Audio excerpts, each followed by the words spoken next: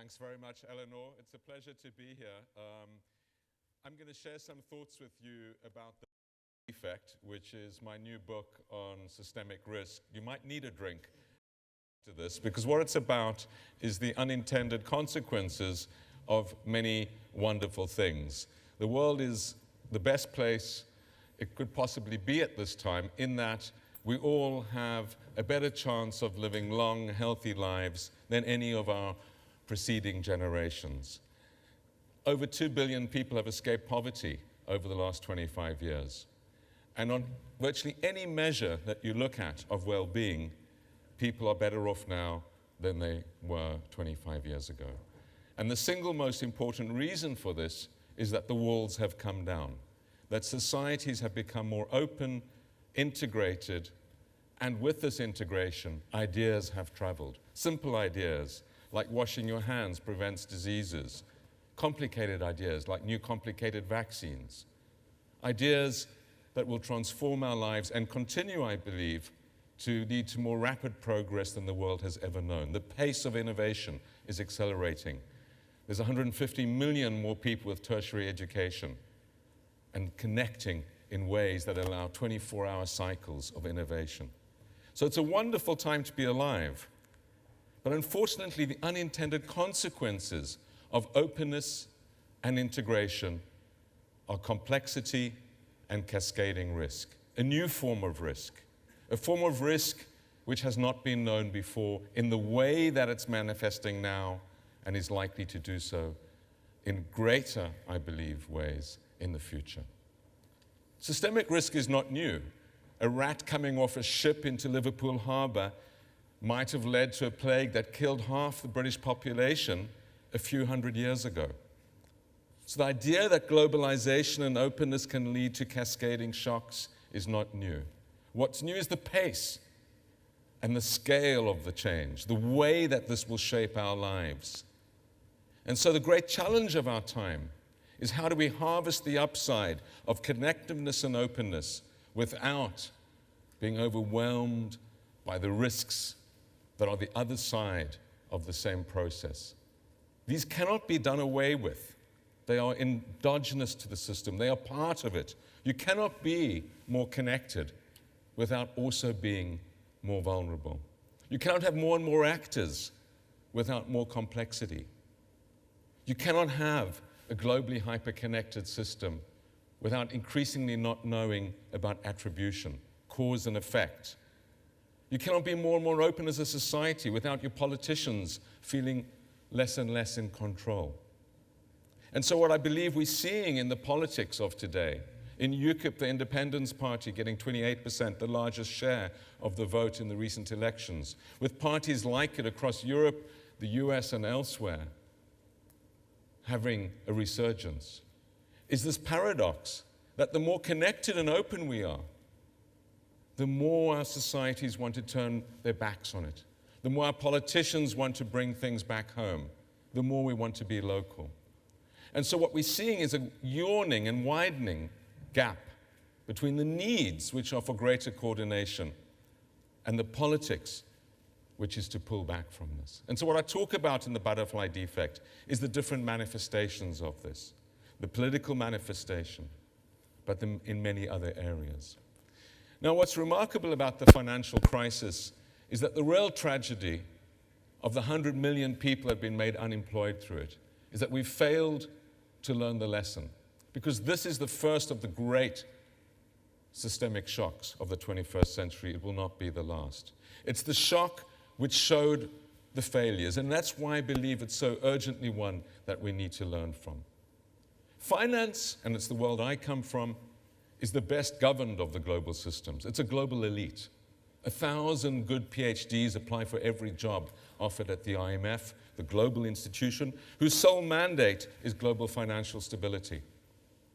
Similarly, the Bank of England and the Treasury in the UK are the best institutions we have, the Fed and the Treasury in the US, the best of theirs, etc. A great group of people, and any of you that work in finance will know it's a data-intensive area. The problem was not too little data, it was how to drink from the fire hydrant. people being blinded by the blizzard of data. And that's why I believe the new financial reporting requirements in the US are absurd. They'll just lead to more data deluge. So great data, great people, very joined up, all play golf together at Jackson Hole once a year, meet at the G30 and all the other finance ministers' meetings, and a hyper-globalized system at the frontiers of globalization. Finance is what is driving a lot of globalization. And yet, if you read the testimony of Hank Paulson, the Treasury Secretary, who had been CEO of Goldman Sachs before that, so many of us had reservations about a banker being the Treasury sector, a poacher, term gamekeeper, but we thought at least he'd understand banking. You read his testimony and he says, we did not know what was happening when we let Lehman Brothers go. They had no idea. What are the lessons? The lessons are about technological change, the credit derivatives in this case, that were not understood by the old men like me running the system. They were about ideological capture, economists justifying the housing bubbles, and the academic profession failing to be an independent source of evidence. They were about a race to the bottom on deregulation as different countries try to capture market share rather than to stabilize their systems. And it was about a failure to understand complexity, the failure to look through the data.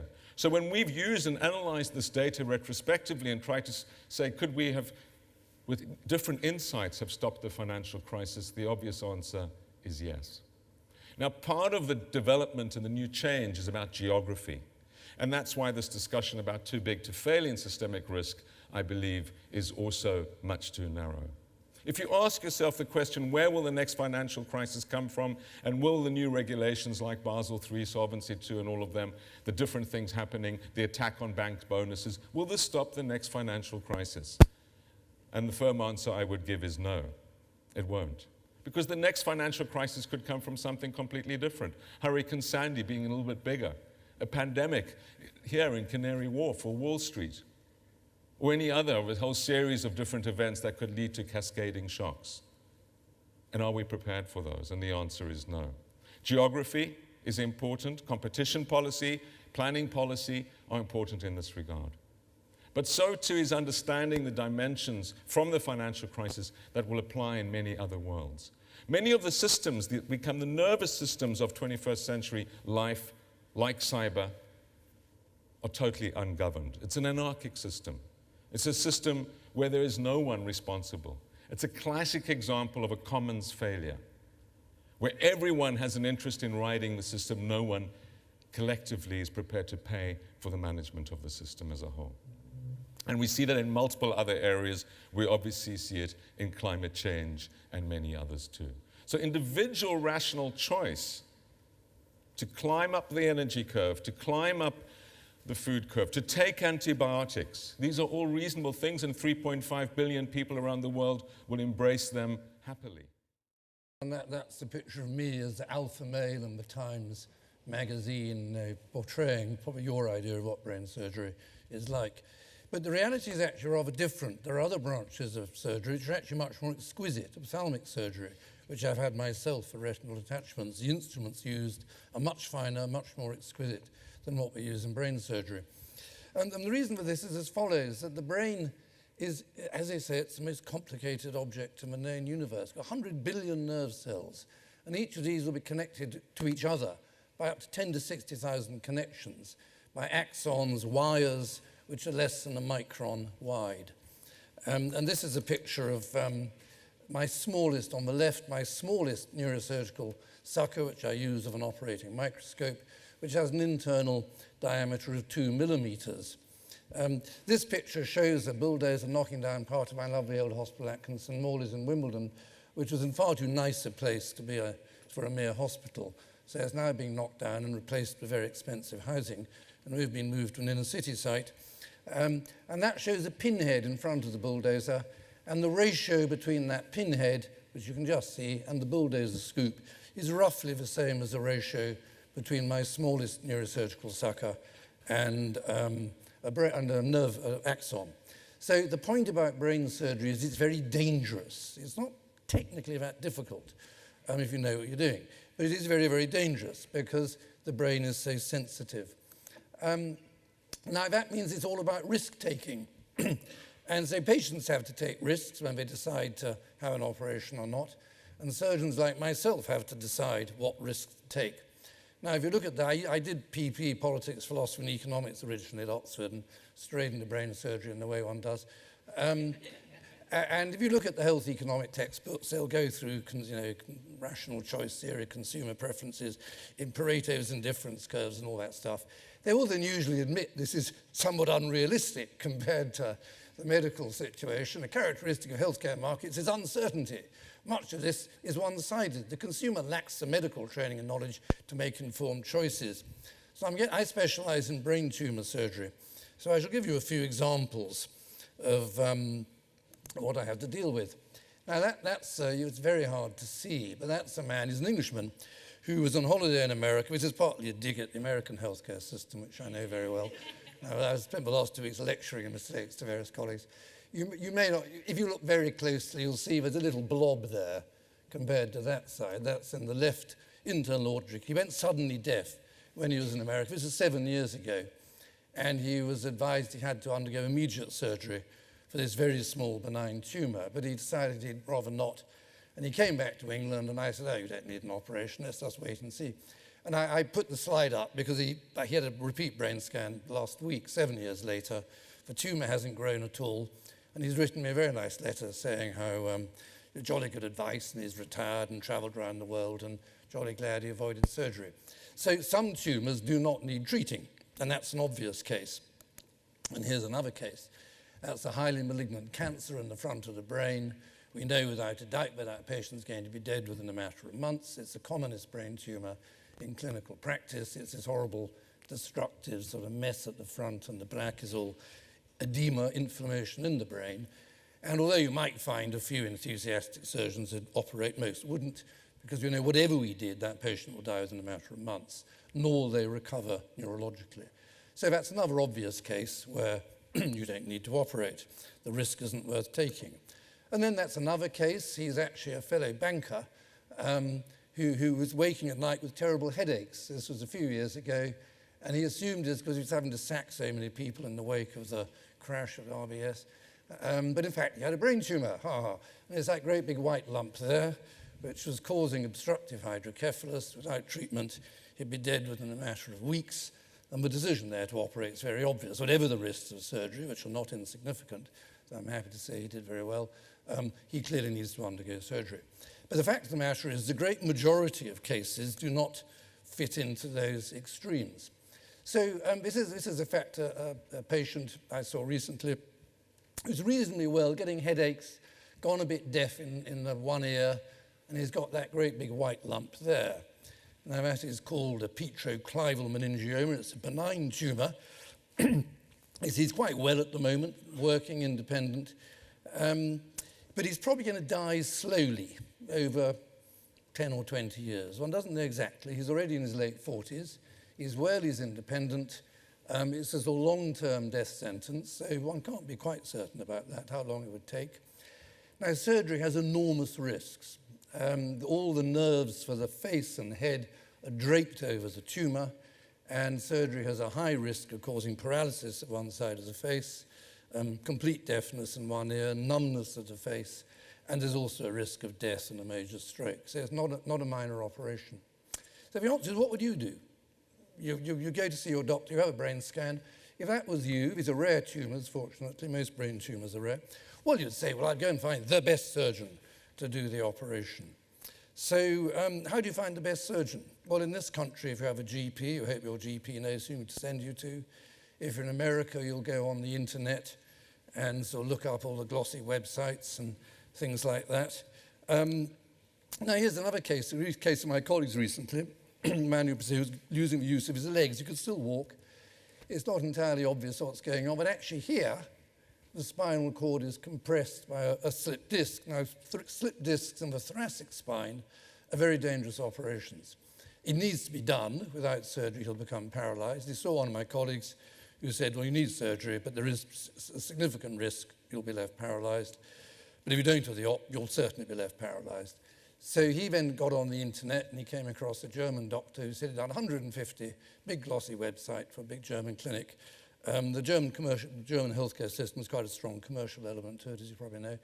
150 cases, no morbidity at all. The important quality is honesty. And that's the first thing any doctor will say if he's being asked for his opinion about other doctors, should you go and see them, is he honest? Because there's a lot of dishonesty in medicine, there really is. So you can be honest you have to be honest with patients, so sometimes the truth is too painful, and you might tell white lies.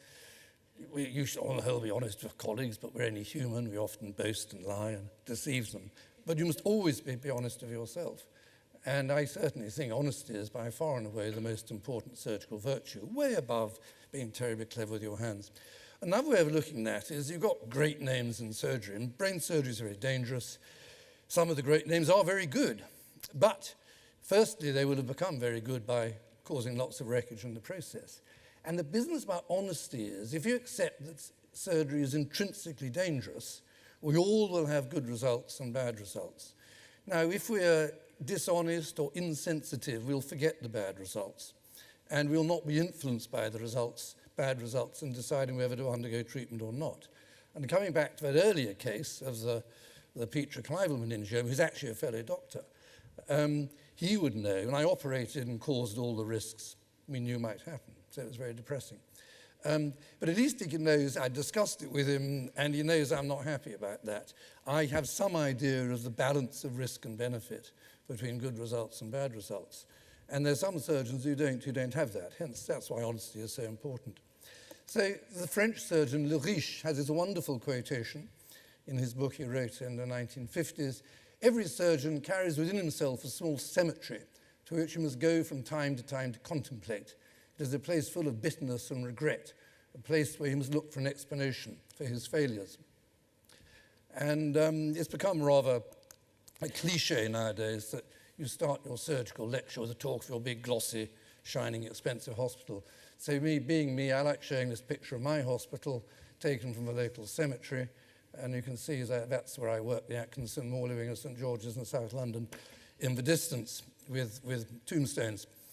So the point is, it is a very important part of good surgical practice to learn to visit your own cemetery. You can never make it a place of positive pleasure, but this is rather an interesting cemetery. I've been working in Ukraine for 22 years, and this is on the border of Ukraine in Romania.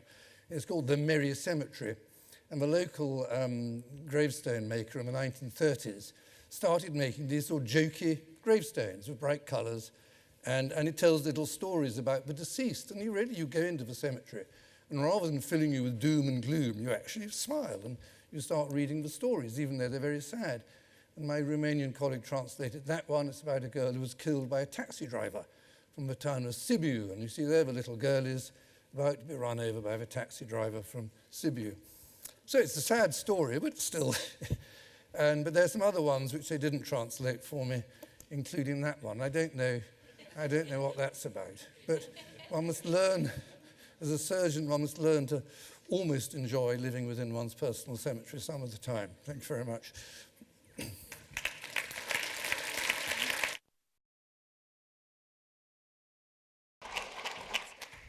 Hello, good afternoon. So here we all are inside the Excel Centre, which I took me GPS to get from the East Wing to here, believe me or not.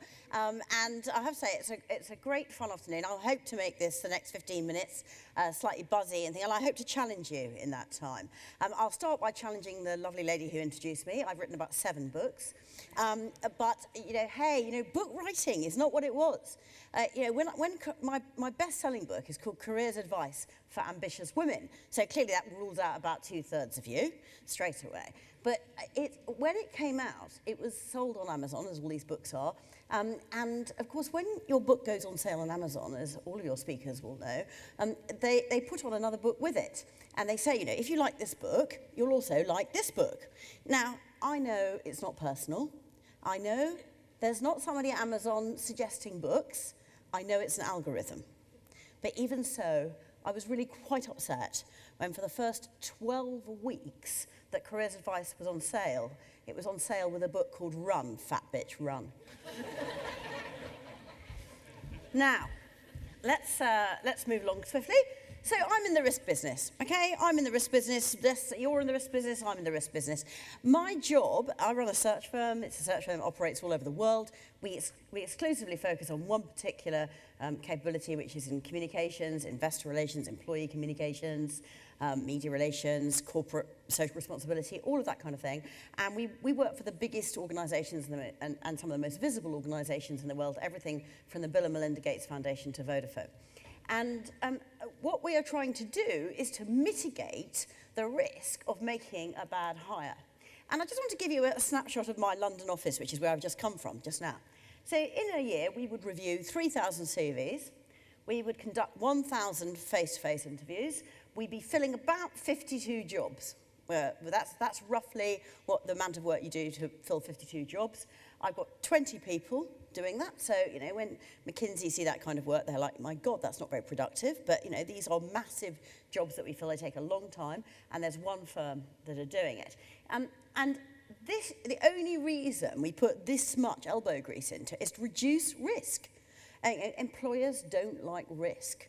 I say this to women. I say, when you go to a job interview, if you're in your 30s and you're wearing a wedding ring and you happen to have completed your family, then please say so, because it will reduce the risk of the person hiring you. I know that's not a PC thing to say. It's in careers advice. But what we are doing is reducing risk, and candidates can also reduce risk of not getting hired when they walk through the door. Just wanted, as we heard in the previous speaker, the primary qualification for a top surgeon is honesty. So I thought I'd come to you this afternoon in the spirit of honesty and show you a few things that you may not know about the costs of hiring people.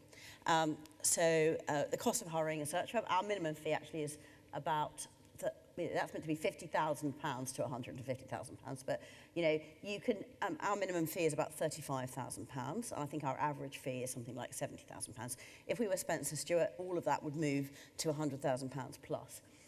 But the cost of hiring, the fee to the search firm is going to be, you know, a lot of money. Let's say £100,000 on average. And then the psychometric assessment. So you've probably come across or even been assessed by people like YSC and so forth. You know, this is taken very seriously. All the jobs that I do, after we get all the way through that 3,000 CVs, 1,000 interviews and so forth, people are sent for psychometric assessment. And that costs, if you do a little online test, about £500, all the way through to YSC, which can be £5,000 a person.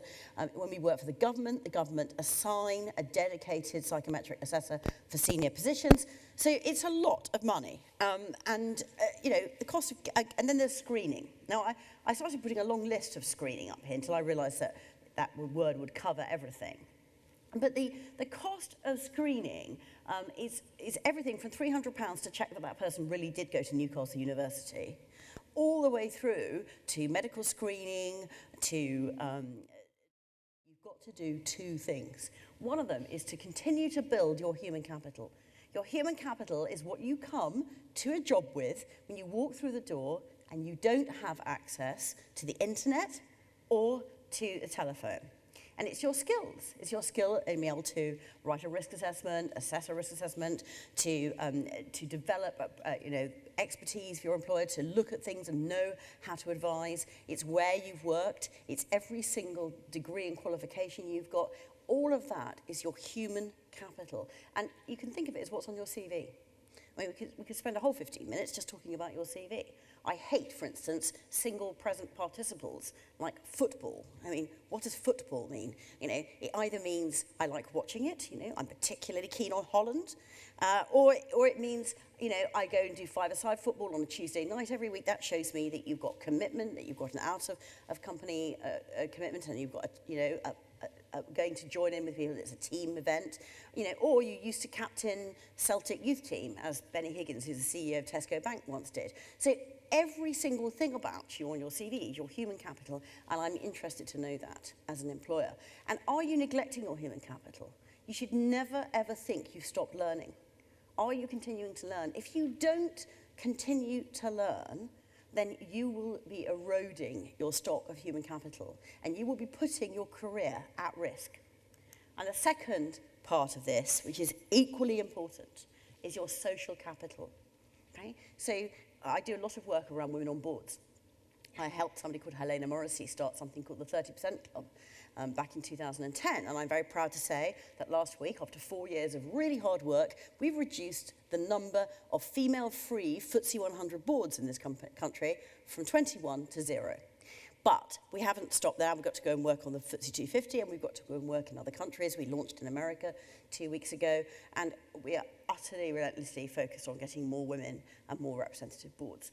But the big issue with women, and I would put it to all of you, not just the women in the audience, is have you got enough social capital or relationship capital?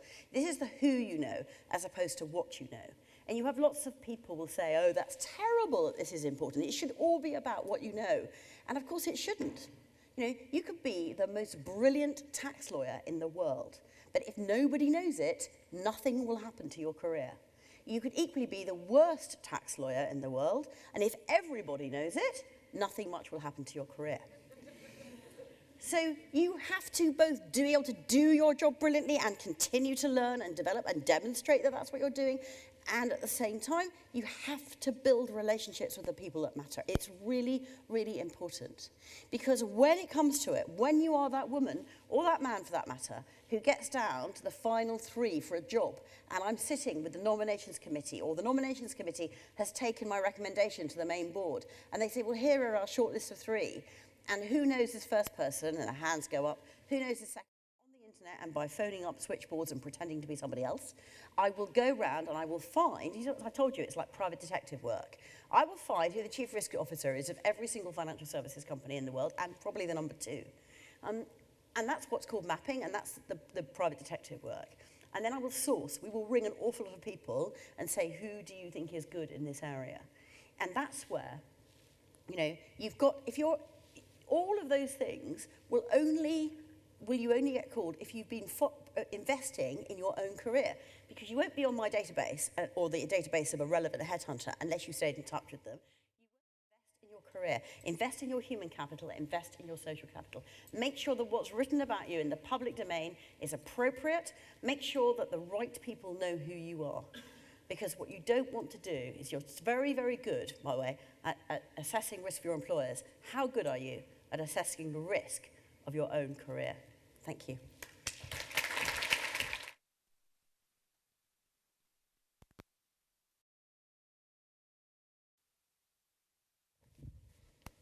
So I thought the most nervous I'd ever been in my life was when I was waiting to bat before my England debut. It turns out I was much more nervous waiting to speak when a neurosurgeon was speaking. I was seeing all these brain scans and my mind went into meltdown briefly, so there was a risk I took right there. There's one profession, I think, which relies almost completely on the assessment of risk. It's globally loved, this profession. It's scrutinized by just about everyone in living rooms and offices around the world. In this sphere of human endeavor, without risk there can be no reward. Without risk there are no triumphs and no glory. And without risk there can be no evolution or progress. And yet this entire profession, this entire world, this sphere, doesn't really understand risk at all. It uses the term risk sloppily, sometimes plain wrongly. It criticizes good risks and celebrates bad risks. And it can't distinguish between probabilities and outcomes. It's true this whole sphere has changed its approach to risk. It used to be the way it thought about risk was very much like an old boys club, anecdote, old wives' tales. There was no calculation of risk at all. The brave new dawn of social science, however, didn't do much better. If anything, it's a little bit worse. Far too much faith in maths, in metrics, and in quantification. So we've lurched from one wrong way of doing it to another wrong way of doing it, missing out the crucial resting place where we should have been all along. The acknowledgement that risk requires subjective but expert judgment. There's no perfect formula. If there was, everyone with a brain would be doing it. The sphere I describe, of course, is not finance or banking, but professional sport. Every strand of sport revolves around risk, and this is the bit I get to talk about sport to such an august audience. So when we watch football today in the World Cup, every time a midfield player moves up the field in the hope of scoring a goal, all that will happen is you won't hit balls sufficiently deep to put any pressure on. And when you return, if you never run round your backhand and really unleash on a forehand, it will just enable your opponent to have a free and easy serving rhythm all game. In cricket, in 13 years as a professional cricketer, I realized that every single attacking shot, every time I tried to score, I was taking a risk.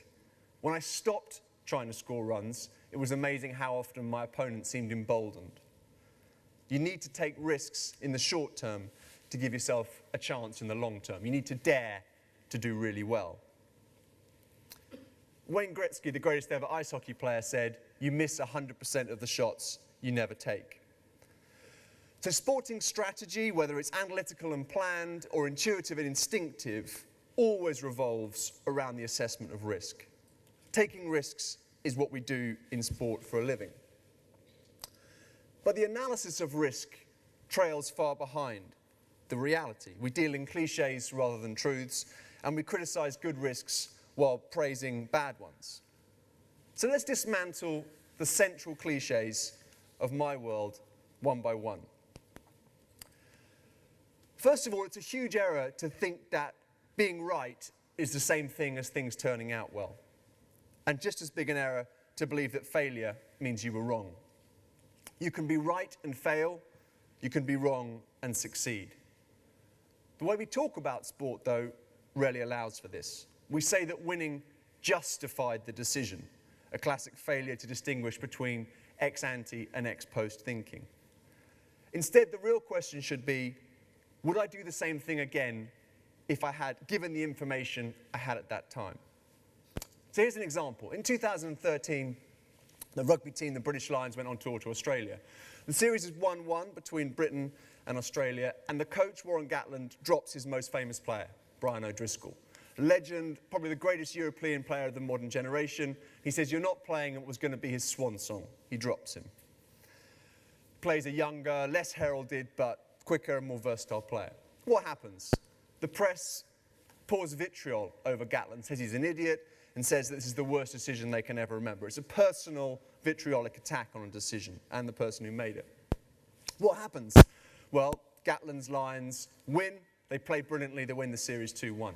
Everyone says, well, okay, we admit that the victory justified the decision. Completely wrong, in fact. It was the right decision even if they'd lost, because he picked a better player in the place of a less good one. So his decision increased the probability of winning, and indeed they went on to win. But had the victory in actual fact been a defeat, had the 70% chance of a victory and a 30% chance of a defeat turned out to be a defeat, it still would have been the right decision. After all, things that are relatively likely often don't happen. There's a 70% chance of rain, and it doesn't rain. It doesn't mean the forecast was wrong. There's still the 30% chance. Conversely, coaches often make the right calls and lose, and they often make the wrong calls and win. And the lesson we should take from that is it's stupid to analyze and judge someone on a sample size of one assessment. The same point applies to players. A tribal fan, or indeed a polemical columnist, will judge a batsman or a sportsman a genius if he takes a risk and succeeds. And the very same fan or the very same columnist will say the player is an idiot or a villain if he plays exactly the same shot and takes exactly the same risk and fails. The inconsistency is crucially and centrally reduced. In failing to take risks, in becoming risk-averse, we actually increase the chance of defeat. We tend to talk about sport in moral terms: guts, determination, bravery. Usually, much more important than any of those things is nerve, holding your nerve. And I've seen countless teams, indeed been in countless teams, who've imperceptibly yielded an advantage through timidity, through fearfulness, and through desire not to stand out. But quietly, perhaps indiscernibly, defeated by superior risk-taking. Finally, sport moves forward and evolves with the risk of looking silly. In 1968, a professional sportsman had a mad idea. It was an Olympic year, Mexico Olympics, 1968. He's a high jumper. And he goes to his coach and says, I think there's a different way of getting over a high jump. His coach says, this is really not the moment. 1968, we've been training for this for a very long time. We're going to the Olympics. Let's just keep it simple. He says, no, I think there is a different and better way of jumping over a high jump. Instead of face on and leg first, I think we can go back first and arch our way over. The coach says, and indeed all his friends say, I really don't think this is the moment. Let's just keep it simple and go to Mexico, and we've got a good chance of doing well. Nonetheless, despite everyone trying to talk him out of it, the guy turns up at Mexico, uses his technique, jumps over the high jump backwards, wins the gold medal, breaks the world record, and has just invented the Fosbury flop. He was Dick Fosbury. Sport, like most things in life, is actually about problem solving. A challenge is set, kick the ball into the net more often than they kick the ball into your net. Jump over the high jump, hit the ball over the boundary without someone catching it en route. It's actually, the rules are agreed, but basically it's about problem solving. From then on, solutions emerge, sometimes accidentally, sometimes deliberately, strategically. Bradman was prepared to look stupid by taking a risk, and others have been unable or unwilling to follow. Bradman did, however, benefit from one huge slice of luck. He escaped the greatest risk that can befall any genius, formal education. He learned to bat on his own using the empirical method, without a coaching manual. As a child in rural Australia, he'd repeatedly hit a golf ball against the curved brick base of his family's water tank. So here's a startling thought that I want to leave you with today. How many Bradmans were persuaded to try the usual technique instead of the one they believed in? How many Fosburys were talked out of taking a chance about a new and better technique? How many Gatlins made the wrong selection choice because it would lead to the right press coverage? Put differently, in the course of trying to be different and better, you have to bear the risk of being different and worse. Thanks very much.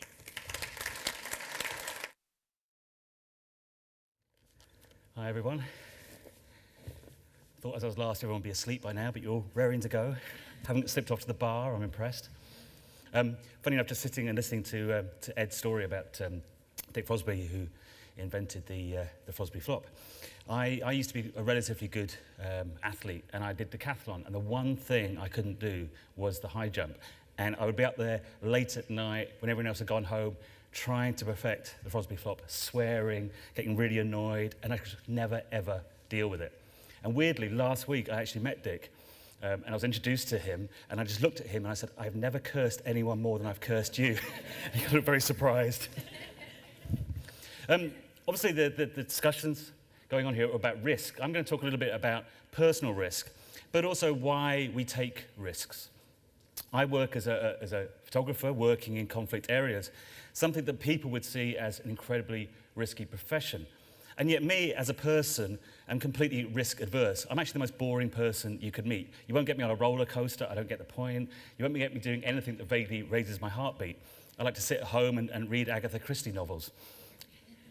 So why do I take the risks doing what I do? Well, I'm going to start a little bit with how I came about to do the work I do now. I started as a music and fashion photographer. I did that for 10 years, working for the likes of Vogue and GQ. It was a very glamorous lifestyle. I got to travel around the world, hang out with great people, go to all the great parties. I remember one of my aunts, a very stern woman called Auntie Margaret, and one Christmas we were having a discussion, and she said, I thought you wanted to be a serious documentary photographer, which is what I wanted to be when I was studying. And she said, but now you're traveling around the world doing all this fashion stuff. And she said, why? And bearing in mind I was 19 years old at the time, I looked at her and I said, Auntie Margaret, I'm just doing it for the great parties and beautiful women. And she looked at me and she said, seriously? And I said, I'm 19 years old. So for 10 years, that's what I did. But always in the back of my head, there was this kind of nagging argument that I could be doing something more with my photography. And increasingly, I got cynical about the industry. I didn't like the portrayal of women in magazines. And so one day, I walked away from it. And when I say walked away, the story is a bit more rock and roll. The story is that in the middle of a photo shoot, I threw all my cameras out the window and said, that's it, I'm done. But as I explained at the beginning of this talk, I'm actually quite dull and boring. All I did was throw them on the bed. They just happened to bounce out the window. So I gave up photography completely. I became a care worker. It was a completely different departure, but I was about 30 years old at the time. And so I got sick of the industry I was working in. I thought that was it as far as photography was going. And I took this completely different direction. I took a risk. I walked away from something that seemed like a great career. I had a great flat in London, a great life, but I wasn't happy. And I think a lot of people, when they're not happy, try and find ways to deal with that. I took the big risk to walk away from what I'd done for 10 years. And as I say, I became a care worker. It was a weird coincidence. I mean, looking at Miss Moneypenny talking earlier, I realized the gulf between my life and the life of high finance, because she was showing all these figures for how you recruit people and lots of diagrams for how you get things. I mean, I got this job because I was just in the pub. But anyway, so it was by chance I became this care worker. And I worked with a young guy called Nick who had very severe autism. I started doing just one day a week. It was just a thing to do, really. But bit by bit, I found I loved doing it. And before I knew it, I was Nick's full-time carer. I did that for 2 years, and it was the most satisfying part of my life. And my friends couldn't really understand it. They brought in the extra care that he needed. And that was the real moment. That was the moment that I realized I could use my photography to be an advocate, to be a storyteller, to give voice to those without a voice. So I set off, I moved to Angola for a while, and I started working with NGOs, started telling stories of lesser-known conflicts. And the element of risk never really crossed my mind. It was a big risk financially. I sold my flat to fund the work I was doing. It was a big risk in that I was going away from my partner at the time for a few months. But the actual risk of what could happen to me hadn't really sunk in. Until one day I was doing a story in a minefield, a small village in Angola that had been mined. A couple of children had been killed the week before. And as you can see from where this clearance is, the mines were going right up to these huts. So I documented as the village was evacuated and take photographs of the guys clearing the mines. Now what you'll notice in this picture is there is an area that's been cleared, a walkway. And then if you try and work out where I am taking the picture, looking through my lens, I hadn't actually realized I'd stepped out of that area. And just after I took this picture, I actually stepped on an old Russian anti-tank mine that didn't go off. And that was the moment when I realized the risk of the work that I was doing. My heart stopped. This was actually a smaller anti-personnel mine. But again, even watching somebody diffusing that in front of you as you're taking a photograph, the risk became very real. That's that small anti-personnel mine blowing up. So it gives you an idea of the power of it. And that's the moment when I decided, is this really what I want to do? Am I prepared to take this risk? As I say, I'm a very nervous person. I don't like risks. But in the back of my head was this idea of storytelling, was the idea that I still needed to tell the stories of child soldiers in South Sudan, of abandoned war widows in Angola, of a child shot in South Sudan. And I decided that it was worth taking the risks to continue telling these stories. This is another example of risk. This was a story I did in Ukraine, in Odessa. And this is the risk of trust. I wanted to do a story on the street kids living there. I've been told there was a lot of problems with drug abuse, a lot of crime, and I wanted to go there and document what the real story was. So I turned up there. I kind of, rather stupidly, would spend my evenings wandering around the streets trying to meet a gang to photograph, which obviously can go quite wrong. It went wrong a few times, but eventually I got to know this bunch. And they allowed me to go and document their life. That's Sasha at the front with his girlfriend. He was the kind of leader of the gang. This is where they lived, an old building that had collapsed.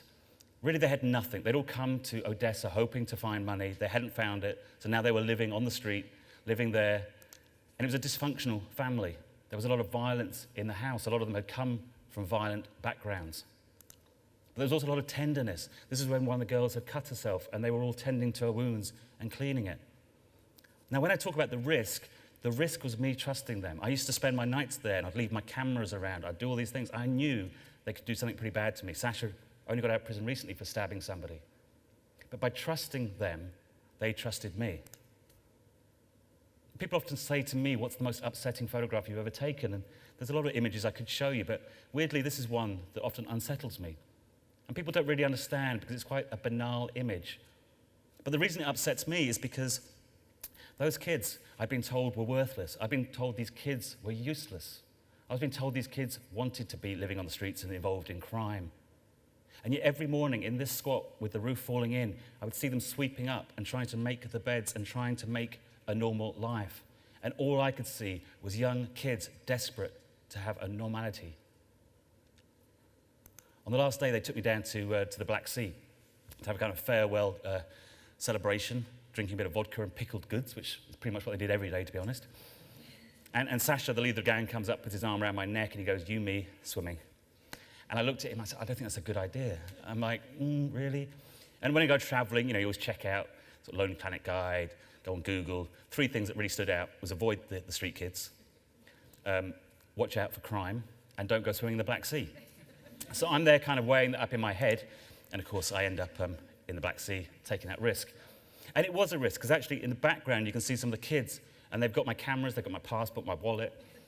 And I'm thinking, this is the point when they just wander off. I then go down to the police station, the police say, "Well, what happened?" I'd say, "Well, I gave all my stuff to some street kids and they went swimming in the Black Sea. What could go wrong?"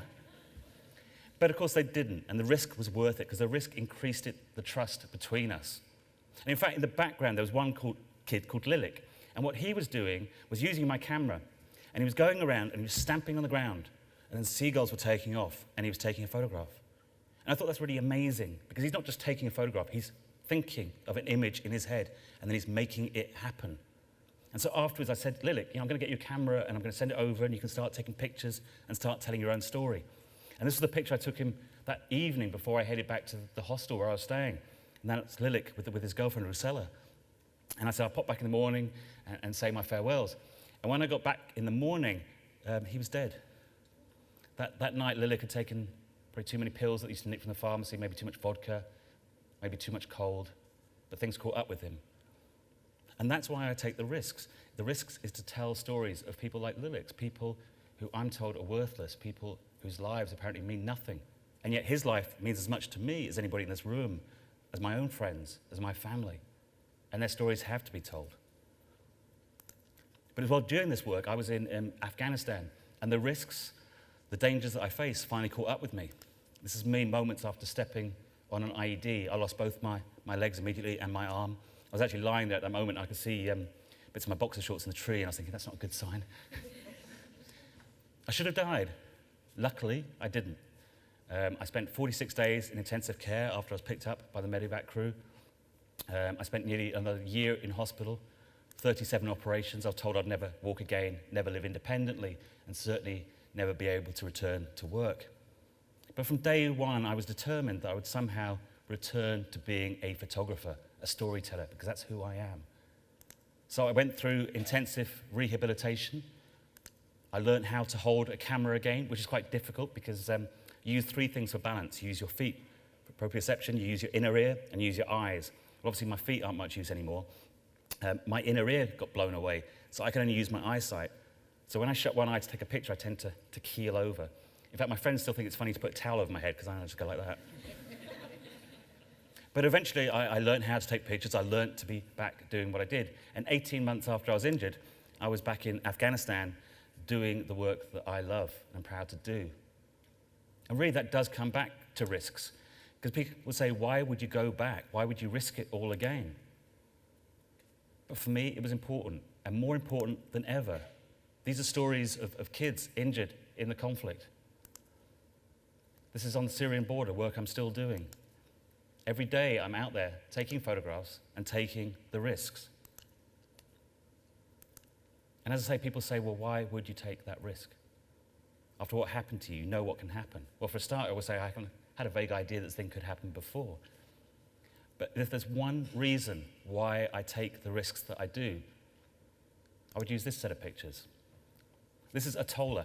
Atola was 7 years old when he was walking to school, and he stepped on a landmine in Afghanistan.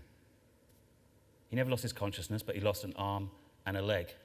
This is him at the ICRC limb fitting center in Kabul. getting his first prosthetic arm fixed. And people say to me, do you ever cry taking a photograph? Does it ever get too much? And I always go, no, there's a kind of barrier created. Apart from when I was photographing a toller. Sorry, missing there. Anyway, there's another picture there, but when I was photographing a toller, I found I was crying. And the reason I was crying is relatively simple. A toller was 7 years old. He was walking to school. I'm 40 years old, and every day I'm in physical pain, I'm in emotional pain because of what happened to me. And I look at a toller, and I think, why should a 7-year-old have to go through what I went through simply because he was walking to school? And so I will continue to take the risks that I do to tell those stories, because in my heart, I believe that's important. And people say to me, aren't you angry with the people that did this to you? Aren't you furious with the Taliban, with whoever created the bomb? And I always go, I have no anger.